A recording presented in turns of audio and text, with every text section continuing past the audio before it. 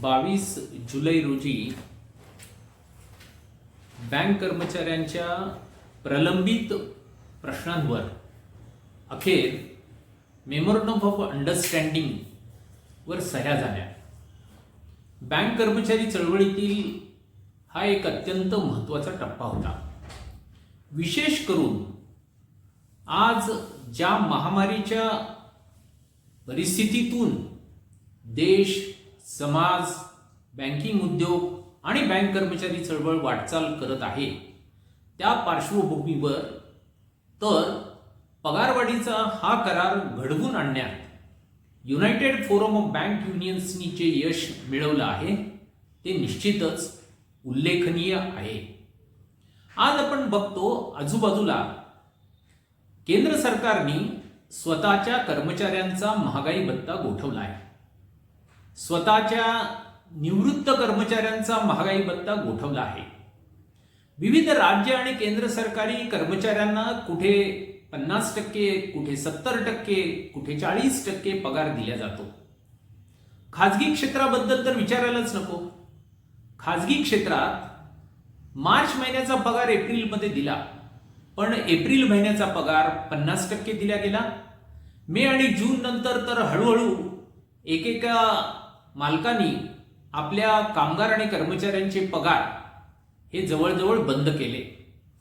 अशा परिस्थितीत बँक कर्मचारी हा एक करार घडवून आणतात, ही गोष्ट केवळ बँक कर्मचारी चळवळीसाठीच नव्हे तर या देशातल्या कामगार कर्मचारी चळवळीसाठी देखील एक आशादायक पाऊल आहे असं मला वाटतं. याच्या बरोबर या कराराची आणखी एक पार्श्वभूमी आपण लक्षात घ्यायला पाहिजे. हा करार 1 नोव्हेंबर 2017 पासून लागू होतोय, पण आपण बघितलं की 2016 मध्ये 20 पैकी 13 बँका तोट्यात होत्या. 2017 मध्ये 20 पैकी 10 बँका तोट्यात होत्या. 2018 मध्ये 20 पैकी 17 बँका तोट्यात होत्या. तर 2019 मध्ये 20 पैकी 11 बँका तोट्यात होत्या. म्हणजे ज्या उद्योगामध्ये आपण काम करतो तो उद्योग या कालखंडात अत्यंत प्रतिकूल परिस्थितीतून वाटचाल करतोय. मालक तोट्यात असताना तिथे काम करणारे कामगार आणि कर्मचारी एक चांगला पगार घडवून आणू शकतात, ही मला वाटतं एक विस्मयकारक गोष्ट बँक कर्मचारी चळवळीने पुन्हा एकदा घडवून आणलेली आहे. आणि हा करार, या कराराचं वैशिष्ट्य हे देखील आपण लक्षात घ्यायला पाहिजे. या कराराच्या वेळी वाटाघाटीच्या टेबलावर आपण गेलो असताना बँकर्सनी त्यांच्या स्वतःच्या मागण्या मांडल्या होत्या. त्यातली एक पहिली मागणी होती की नफ्याशी निगडीत पगारमान दिला जाईल. दुसरी मागणी होती की परफॉर्मन्स लिंक्ड पगार देण्यात येईल, पे. तिसरे त्यांचं म्हणणं होतं की बँक कर्मचाऱ्यांना जे काही फायदे मिळतात ते सगळे कॉस्ट टू कंपनीमध्ये कन्व्हर्ट केल्या जातील. चौथी मागणी त्यांची अशी होती की स्पेशल पे जे बँक कर्मचाऱ्यांना सध्या दिले जातात, म्हणजे कॅशियर, स्पेशल असिस्टंट, वेगवेगळे जे स्पेशल पे आहेत त्यांचं रॅशनलायझेशन केलं जावं, म्हणजे आता हे स्पेशल पे देण्याची आवश्यकता नाही. तसं आपल्याला माहिती, शास्त्री अवॉर्ड मध्ये अशी तरतूद आहे की लँग्वेज एरियामध्ये अवॉर्ड स्टाफच्या बदल्या केल्या जाऊ शकतात. हा मुद्दा पुन्हा एकदा वाटाघाटीच्या टेबलावर बँकर्सच्या वतीने आणण्यात आला होता. याशिवाय डिसिप्लिनरी ऍक्शन बद्दल पण बँकर्सचे काही आग्रह होते. पण वाटाघाटीच्या टेबलावर अत्यंत चिवटपणे आपल्या नेतृत्वाने गड लढवत या सर्वच्या सर्व मागण्या बाजूला सरत हा 11वा द्विपक्षीय करार वास्तव बनवलेला आहे. आणि ही मला वाटतं आणखी एक अत्यंत महत्वाची गोष्ट आहे. त्याच्याबरोबर हे जे काय पगारवाढ आहे ती 31 ऑक्टोबर झाल्यानंतर 1 नोव्हेंबर 2017 पासून लागू करण्यात येईल, ही गोष्ट देखील निश्चितच उल्लेखनीय म्हणायला हवी. आता आपण या पगारवाढीचा तपशील बघूया. या मेमोरंडम ऑफ अंडरस्टँडिंग मध्ये नमूद केल्याप्रमाणे 15% पगारवाढ आपल्याला मिळणार आहे. तुम्ही म्हणाल मागच्या बायपाडेटमध्ये पण 15%च होती, याही बायपाडेटमध्ये 15%च आहे. पण आणखी एक गोष्ट आपण लक्षात घ्यायला हवी की 10व्या द्विपक्षीय कराराच्या वेळी आपल्याला मिळालेली 15% पगारवाढ रुपयांच्या परिभाषेत 4,725 कोटी रुपये इतकी होत होती.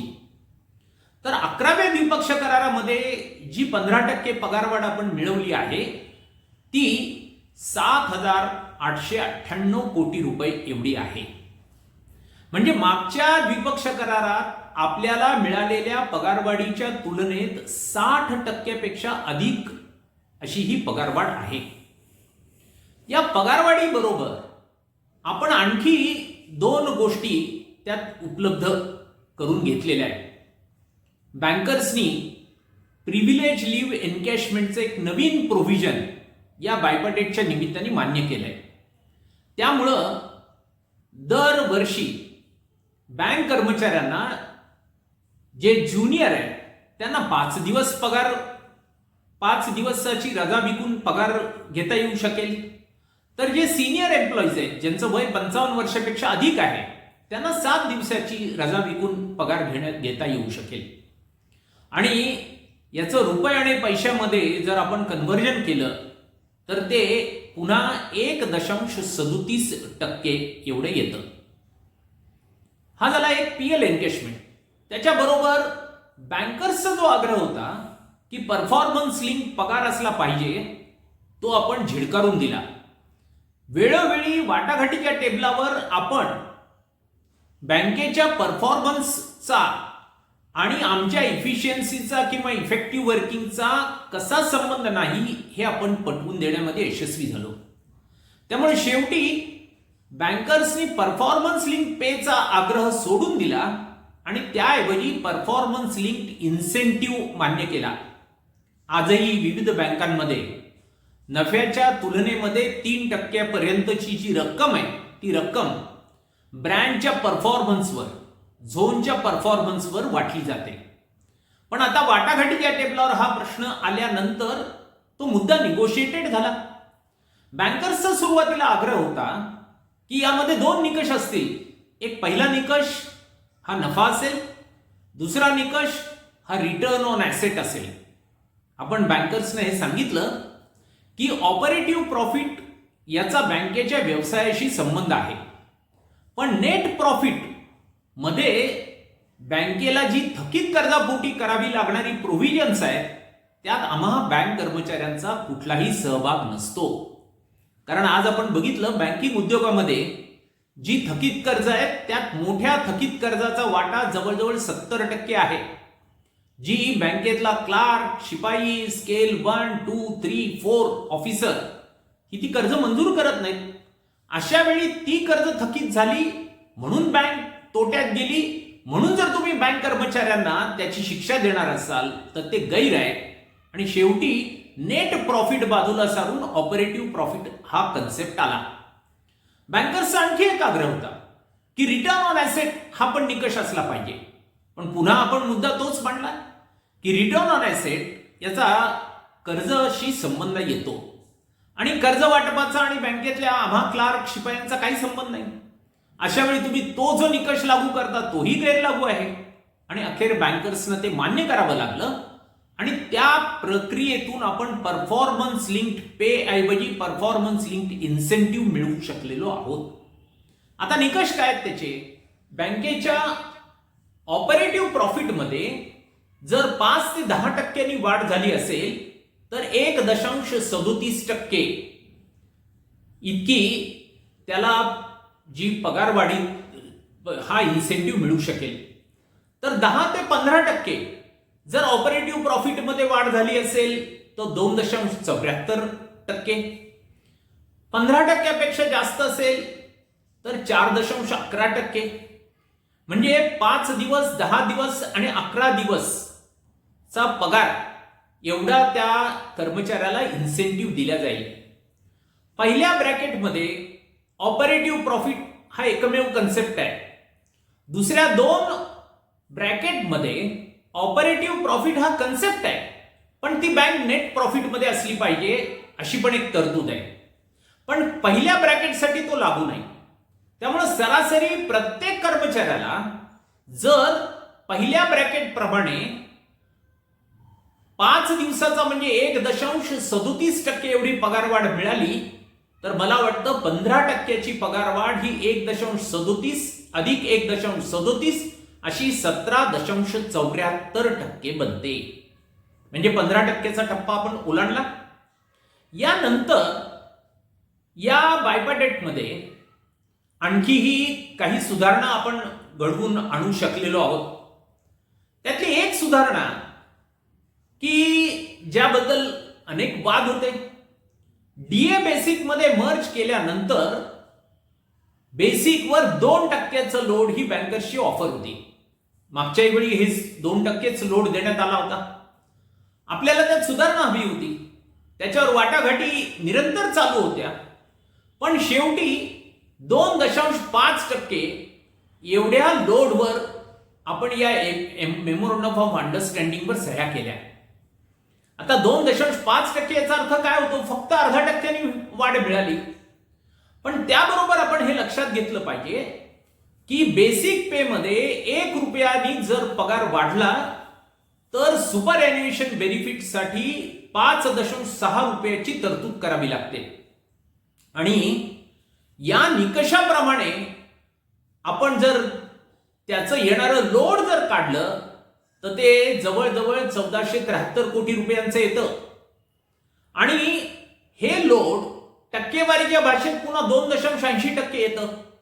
म्हणजे या सगळ्याची बेरीज केली तर या पगारवाढीचं उत्तर 20.54% येतं. याशिवाय जे नवीन कर्मचारी आहेत, ज्यांना नवीन पेन्शन स्कीम लागू आहे, त्यांना इथून पुढे बँकर्सचं कॉन्ट्रीब्युशन हे 14%, तर त्यांचं स्वतःचं कॉन्ट्रीब्युशन 10% या पद्धतीने सुपर एन्युएशन बेनिफिट मिळणार आहे. म्हणजे 4%नी त्यांच्या पेन्शनच्या रकमेमध्ये आता इथून पुढे वाढ होणार आहे. याशिवाय 2 प्रश्न होते. एक फॅमिली पेन्शनचा प्रश्न होता. आणि आपल्या सगळ्यांनाच माहिती आहे की आपले जुने कर्मचारी जे की या बँकिंग उद्योगाचं राष्ट्रीयकरण घडवून आणण्यामध्ये सहाय्यभूत भूमिका त्यांनी बजावली. द्विपक्ष कराराच्या लढाईत ते अग्रभागी होते. बँक खासगीकरणाच्या विरोधातल्या लढाईत ते अग्रेसर होते. दुर्दैवाने गेल्या काही वर्षात त्यांचं निधन झालं तर त्यांच्या अवलंबित जी काही व्यक्ती आहे त्यांना मिळणारी जी पेन्शन आहे ती पेन्शन ही अत्यल्प होती. त्यात वाढ मिळवणं हे एक संघटना म्हणून आपल्या पुढचं मोठं आव्हान होतं. आणि मला सांगायला आनंद वाटतो की यावर्षी या द्विपक्ष करारात आपण मेमोरंडम ऑफ अंडरस्टँडिंग मध्ये जरी त्याचा अंतर्भाव केला गेला नसेल तरी आयबीएचे चेअरमन आणि स्टेट बँकेचे चेअरमन यांनी निगोशिएटिंग टीम समोर येऊन ही घोषणा केली की सरकारने फॅमिली पेन्शन मध्ये वाढ देण्यास तत्वतः मान्यता दिली आहे. त्याची जी एक प्रक्रिया आहे ती प्रक्रिया येत्या काही दिवसात पूर्ण होईल. आणि ही जी वाढ आहे ही वाढ देखील खूप समाधानकारक आहे. म्हणजे या वाढीनंतर आता फॅमिली पेन्शन धारक जो आहे त्याला कुठल्याही सिलिंग शिवाय 30% एवढी फॅमिली पेन्शन मिळणार आहे. आणि तुम्ही जर बघितलं की 5व्या द्विपक्ष करारामध्ये एखाद्या एम्प्लॉईचं दुःखद निधन झालं म्हणून त्याच्या अवलंबित व्यक्तीला जर फॅमिली पेन्शन मिळत असेल तर त्याला या सुधारणानंतर मिळणारी वाढ ही शिपायाला 638 रुपये तर क्लार्कला 5032 रुपये आहे. 6व्या बायपाडेटमध्ये रिटायर्ड झालेल्या एम्प्लॉईचं जर दुःखद निधन झालं असेल तर त्याला मिळणारी वाढ शिपाई 1262 रुपये, क्लार्क 5348 रुपये. 7व्या 2207 रुपये आणि 7057 रुपये. 8व्या 3061 रुपये आणि 8289 रुपये. 9व्या 3877 रुपये आणि क्लार्क असेल तर 10234 रुपये. 10व्या शिपाई असेल तर 4180 रुपये आणि क्लार्क असेल तर 11087 रुपये. आता 10व्या बायपाडेटमध्ये एखादा एम्प्लॉई जर रिटायर्ड झाला आणि त्याच्या फॅमिलीला फॅमिली पेन्शन मिळत असेल तर त्याला आता मिळणारी फॅमिली पेन्शन शिपाई असेल तर 12,550 रुपये आणि क्लार्क असेल तर 22,174 रुपये असेल. आता यापोटी बँकर्सवर येणारा बोजा हा 20,000 कोटी रुपयांचा आहे. आणि बँकर्सनी रिझर्व्ह बँकेला अशी विनंती केली आहे की ते जे बर्डन आहे ते बर्डन 5 वर्षात विभागून द्यावं, म्हणजे दरवर्षी ताळेबंदामध्ये अंदाजे 4,000 कोटी रुपयाची फक्त तरतूद करावी लागेल. यानंतर आणखी एक प्रश्न होता पेन्शन अपडेशनचा. पेन्शन अपडेशन मिळालं पाहिजे हा सतत पहिलेपासून युनायटेड फोरम ऑफ बँक युनियन्सनी AIBAनी सतत आग्रह धरला होता. बँकर्सनी या प्रश्नावर ही भूमिका घेतली आहे की विविध कोर्टांमध्ये, हायकोर्टात, सुप्रीम कोर्टात वेगवेगळे विवाद चालू आहेत, पण ते विवाद बाजूला सारून पण या द्विपक्ष कराराला अंतिम स्वरूप देत असताना पहिल्या 5व्या आणि 6व्या द्विपक्ष करारामध्ये रिटायर्ड झालेले जे एम्प्लॉईज आहेत त्यांना किमान या पेन्शन अपडेशनचा लाभ करून देण्याचा प्रयत्न आहे. म्हणजे बँकर्स अशातही भूमिका घेत आहेत आणि युनायटेड फोरम ऑफ बँक युनियन्सला पण हा विश्वास आहे की वाटाघाटीच्या टेबलावर चिवटपणे आपण गड लढवत गेलो तर हाही प्रश्न आपण निकालात काढू शकू. म्हणजे फॅमिली पेन्शनचा प्रश्न असो की पेन्शन अपडेशनचा प्रश्न असो, या दोन्हीमध्ये आपण एक समाधानकारक सुधारणा करू शकतोय. नंतर स्पेशल पे, स्पेशल अलाउन्स जो आहे तो बेसिक मध्ये मर्ज केला गेला पाहिजे अशी देखील एक आपली मागणी होती. त्यावर सुरुवातीला बँकर्स पॉझिटिव्ह होते, पण आता हायकोर्टाने एक निकाल दिला. त्याच्या विरोधात बँकर्सच्या वतीने सुप्रीम कोर्टामध्ये एक याचिका दाखल केल्या गेलेली आहे. हे प्रकरण न्यायालय प्रविष्ट असल्यामुळे या टप्प्यावर या प्रश्नावर आपण तोडगा काढू शकत नाही असं बँकर्सचं म्हणणं आहे. याचा अर्थ आपण हा प्रश्न सोडून दिला असा होत नाही. आपण हा प्रश्न पुन्हा वाटाघाटीच्या टेबलावर हा चिवटपणे त्याचा पाठपुरावा करणार आहोत. त्याशिवाय 5 डेज वीकचा देखील एक प्रश्न आहे की राहिलेले 2 शनिवार आपल्याला सुट्ट्या मिळाल्या पाहिजे आणि ही एक अत्यंत वाजवी मागणी आहे, ही लोकप्रिय मागणी आहे. पण त्याबरोबरच या द्विपक्ष करारामध्ये, या मेमोरंडम ऑफ अंडरस्टँडिंग मध्ये या प्रश्नाच्या सोडवणुकीचा अंतर्भाव केला नाही, याचा अर्थ ती मागणी आपण सोडून दिली असा होत नाही. आज आपण जरी MOU मध्ये त्याचा अंतर्भाव केलेला नसेल तरी बँकर्सकडे आणि सरकारकडे स्वतंत्रपणे या मागणीचा पाठपुरावा करत आहोत.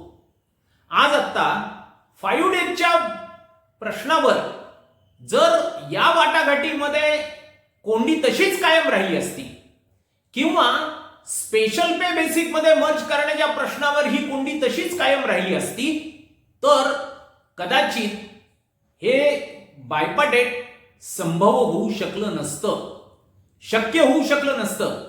कारण या पेंडेमिकच्या कालावधीमध्ये आता जर आपण या मेमोरंडम ऑफ अंडरस्टँडिंग पर्यंत पोहोचलो नसतो तर जे दुसऱ्या आणि तिसऱ्या द्विपक्ष कराराच्या कालावधीत झालं तेच पुन्हा झालं असतं.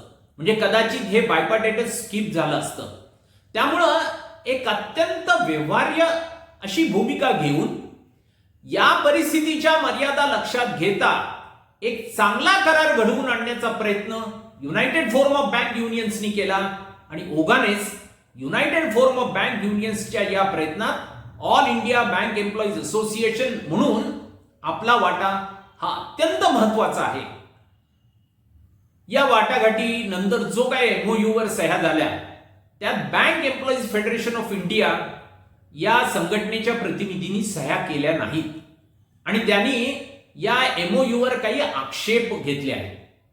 पहिला आक्षेप 5 डेज वीकचा आहे, दुसरा आक्षेप पेन्शन अपडेशनचा आहे, तिसरा आक्षेप स्पेशल पेशी संबंधित आहे, चौथा आक्षेप त्या लोड जे आहे बेसिकवर DA मर्ज केल्यानंतर त्याही प्रश्नावर आहे. ही जे काही प्रश्न आहेत ते प्रश्न आपल्यालाही माहिती आहे. पण परिस्थितीच्या मर्यादा लक्षात घेता एक व्यवहार्य तोडगा काढला पाहिजे, या भूमिकेतून आपण या एमओयूला अंतिम स्वरूप दिलं. पण आजच हे घडलं आणि आज काहीतरी नवीन घडलं अशातलं नाही. आपण मागे वळून जर पाहिलं तर बँकिंग उद्योगामध्ये जेव्हा कॉम्प्युटरायझेशनचं एग्रीमेंट झालं तेव्हाही काही संघटनांनी करारावर सह्या केल्या नव्हत्या. पेन्शनच्या प्रश्नावर देखील आपण बघितलं की आज जे या पेन्शनच्या प्रश्नावर बोलत असताना आवाज मोठा करून बोलतात ते त्यावेळी या पेन्शनच्या प्रश्नावर AIBAने घेतलेल्या भूमिकेच्या विरोधात होते. केवळ आणि केवळ ऑल इंडिया बँक एम्प्लॉईज असोसिएशननी ठाम भूमिका घेतली म्हणून बँकिंग उद्योगात पेन्शन लागू झालं. पुन्हा one more option for pension हे पण आपण लागू करून घेऊ शकलो, हे आपण कदापि विसरता कामा नये. आणि म्हणून बेफीनी याच्यावर सह्या केल्या नाहीत, त्यामुळे आपल्याला काही नवीन नव्हतं. यापूर्वी पण अशी भूमिका घेतल्यानंतर कालांतराने मागच्या दरवाजानी IBA ऑफिसमध्ये जाऊन त्यांनी सर्व करारावर सह्या केलेल्या आहेत, हे वास्तव आहे. आणि हे केवळ बेफी बाबतीतच घडलेलं होतं असं नाही, तर इतरही काही संघटनांच्या बाबतीत घडलं होतं. याशिवाय या वाटाघाटीमध्ये सहभागी असलेल्या इतर काही संघटनांनी देखील आक्षेप घेतलेले आहेत. त्यांची ही भूमिका आहे की काही दुर्लक्षित प्रश्न हे पुन्हा नव्याने चर्चिले गेले पाहिजेत. त्यांच्या अपेक्षा बरोबर आहेत, पण आज आपल्यासाठी या मेमोरंडम ऑफ अंडरस्टँडिंगचं सेटलमेंटमध्ये लवकरात लवकर रूपांतर करणं हे सगळ्यात मोठं आव्हान आहे. आणि मला खात्री आहे की 90 दिवसाची जी मर्यादा आहे त्यापूर्वीच या मेमोरंडम ऑफ अंडरस्टँडिंगचं करारात रूपांतर होईल आणि बँक कर्मचाऱ्यांना एक घसघशीत वाढ या द्विपक्षीय कराराच्या निमित्ताने मिळणार आहे. या बायपार्टेटमध्ये रुपयांच्या परिभाषेत आपण मागच्या बायपार्टेटपेक्षा जास्त मिळवलं. त्याबरोबर आपण हेही लक्षात घ्यायला पाहिजे की मागच्या द्विपक्षीय कराराच्या वेळी एकूण कर्मचारी संख्येत सिनियर एम्प्लॉईजचा रेशो जास्त होता. या बायपार्टेटमध्ये या एकूण कर्मचाऱ्यांच्या संख्येत ज्युनियर एम्प्लॉईजचा रेशो जास्त आहे, प्रमाण जास्त आहे.